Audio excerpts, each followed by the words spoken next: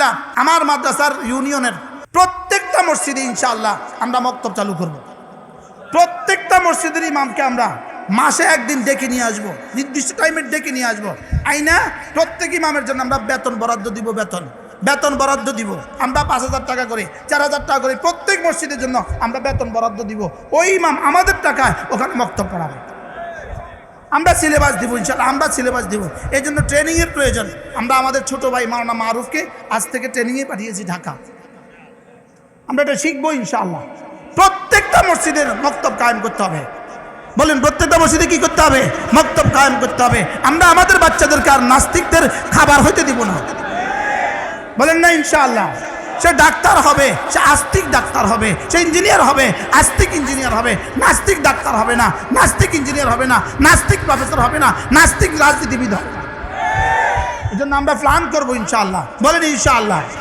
দারুল উলুম দেওবন্দের মুহতামিম হযরত মাওলানা আবুল কাসেম নোমানী দামাত বারাকাতুম পুরা বাংলাদেশিদের জন্য, পুরা বিশ্বের জন্য নতুন একটা পয়গাম দিয়েছেন। তিনি বলেছেন প্রত্যেকটা মাদ্রাসা যেন তার মোট আয়ের 10% টাকা শুধু উম্মতের মক্তবের জন্য বরাদ্দ দিয়ে দেয়। সুবহানাল্লাহ।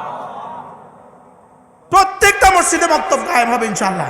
বলেন ইনশাআল্লাহ, বলেন ইনশাআল্লাহ। প্রত্যেক ইমাম মক্তব পড়াইতেই হবে।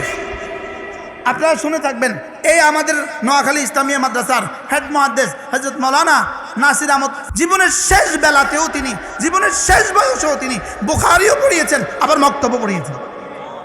পড়াইছেন হুজুর, মুহাদ্দিস হুজুর সাক্ষী। শেষ জীবনে মক্তব পড়িয়েছেন।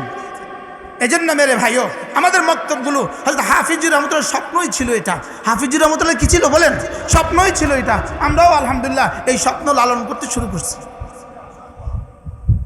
আলহামদুলিল্লাহ, বলেন আলহামদুলিল্লাহ।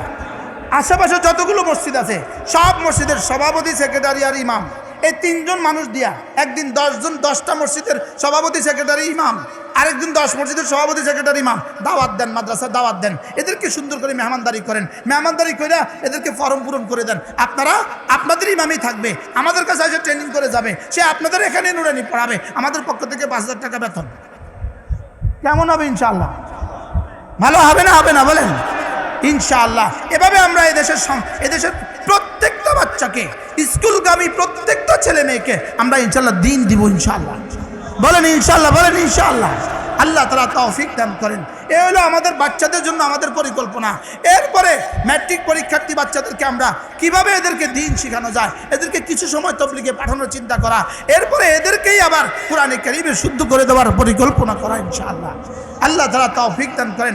আমরা তালিমউদ্দিন শুরু করব ইনশাআল্লাহ। আমাদের মুফতি আব্দুল মালিক হাফিজাহুল্লাহ দামাত বারাকাতুম তিনি বলেন যে তালিমউদ্দিন ছাড়া এই জাতিকে আর ফিরাবার আর কোনো রাস্তা আমাদের সামনে বাকি নেই। বাস্তব না বাস্তব? বলেন। এই নাস্তিকতার 6 লাভের মুহূর্তে এই জাতিকে আপনি বাঁচাবেন কিভাবে? এই নগ্নতার 6 লাভের মুহূর্তে জাতিকে আপনি বাঁচাবেন কিভাবে? জাতিকে বাঁচাবার আখেরি ঠিকানা তালিমউদ্দিন। বয়স্কদের জন্য তালিমের ব্যবস্থা করা, বাচ্চাদের জন্য তালিমের ব্যবস্থা করা, ঘরে ঘরে ঘরে ঘরে।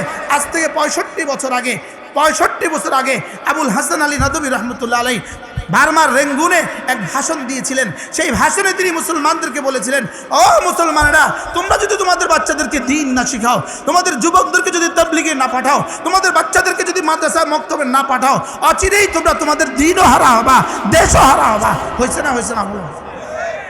এখনো আমরা আজকের এই 2025 সালের আজকের এই নভেম্বরের 1 তারিখে আমরাও আপনাদের সামনে উদাত্ত কণ্ঠে আহ্বান করি, জাতি, আপনি যদি আপনার সন্তানকে দিন না শিখান, আপনি যদি আপনার সন্তানকে কোরআন না শিখান, আপনার ছেলেকে দিন না শিখান, মেয়েকে দিন না শিখান, ছোট ভাইকে দিন না শিখান, আপনার পরিবারের লোকজনদেরকে আপনি দিন না শিখান, অচিরেই এ জাতি এ দিন হারাবে, দেশও হারাবে।